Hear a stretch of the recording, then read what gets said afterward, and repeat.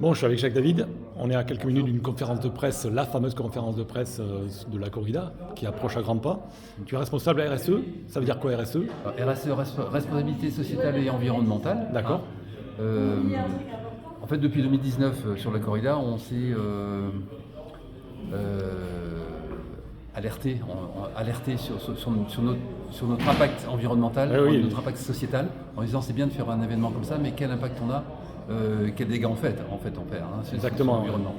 Et donc on a commencé à travailler sur 3 chantiers différents depuis 2019, qui sont d'abord les transports, qui sont très impactants, sur nos déchets qu'on produisait, et puis enfin sur tous nos achats de services et de marchandises et de matières premières, quel impact on avait sur ces trois items-là. D'accord. Donc pendant 2-3 ans, on a travaillé un petit peu à l'aveugle, en essayant d'avoir des actions un petit peu au feeling sur ce qu'on pouvait faire. Et puis en 2022, on s'est dit c'est bien tout ce qu'on fait, je pense qu'on va dans le bon sens, mais il est important qu'on arrive à mesurer un petit peu l'impact de tout ça.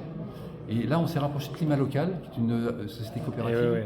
Et là, on a réussi, du coup, à mesurer notre impact en termes d'émissions de CO2. C'est une première dans le monde de la course à pied. C'était très poussé, très précis. Exactement. Sans vouloir être prétentieux, je pense qu'on doit être les premiers, au moins sur la région, à pouvoir être en mesure aujourd'hui de vraiment chiffrer notre impact et de dire quel impact on a sur l'environnement en termes d'émissions de CO2. C'est la grosse nouveauté.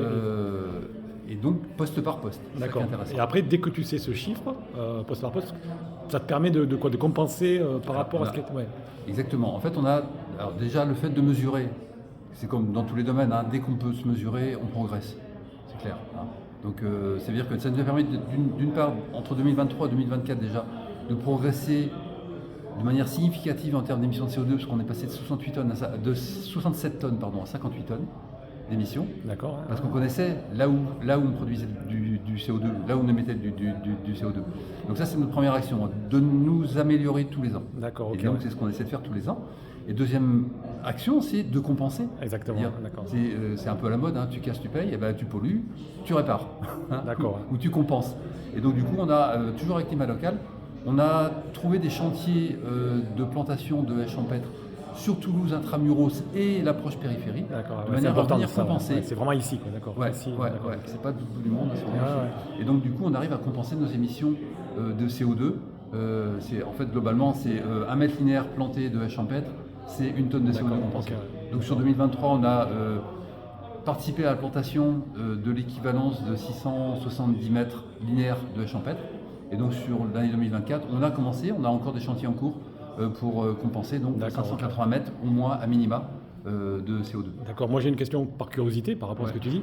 On imagine quand même que c'est toujours avec le même nombre de concurrents. C'est-à-dire il ne faut pas que ça augmente non plus le nombre de concurrents, sinon il y aura un autre chiffre. Alors ça m'a impacté. Alors si on compare 2023-2024, on a augmenté le nombre de concurrents et la personne a réussi à diminuer. Donc, si on ramène l'impact de CO2 par concurrent, on a vraiment baissé encore plus que le delta 67 tonnes, 58 tonnes. D'accord. Cette année, là, ça augmente encore le nombre de concurrents ou tu sais pas? On va plafonner, on se limite à 5000 sur le 10, 1000 sur le 3. Donc ça va très vite, dans moins d'un mois. C'est énorme, parce que ça reste dans intramuros Toulouse. Bon. D'ailleurs, on arrive à avoir, puisque pour mesurer tout ça, forcément, il faut qu'on aille collecter les données. Et donc, tous les concurrents qui s'inscrivent sur le site Chronostart doivent remplir un petit... Il y a un masque obligatoire à remplir, ils nous disent comment ils viennent, le nombre de kilomètres qu'ils font, quel véhicule, est-ce qu'ils covoiturent, le nombre de kilomètres aller-retour. Ça nous permet de connaître exactement les modes de transport et l'impact qu'ils ont. C'est très important. Ce qui nous permet de savoir aujourd'hui, sur les inscriptions 2025, aujourd'hui on est à peu près 3000, on arrive à 3000, on sait d'ores et déjà qu'il y en a 25% qui ont prévu de venir en mode actif, c'est-à-dire à pied ou en vélo.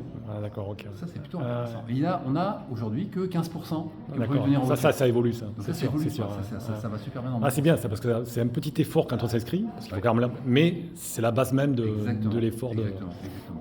Bon, je te remercie, ça va commencer là, la conférence. Je te remercie beaucoup et à bientôt. À bientôt.